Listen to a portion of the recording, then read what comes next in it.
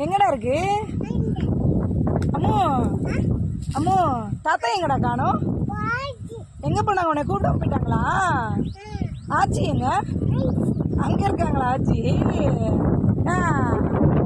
அம்மா சொல்லுங்க. அம்மா அப்பா மாமா மாமா தாத்தா தாத்தா அத்தை போதும். தாத்தா தம்பி இங்க இருக்கடாடா தம்பி. சாப்பிட்டீங்களாடா? ஜோஸ்னா யாரா? நீங்களாடா? அம்மா யாரா? நான் தானாடா? சரிடா சரிடா. தலை எங்க இருக்கு? தலை ஓ. கை எங்க இருக்கு?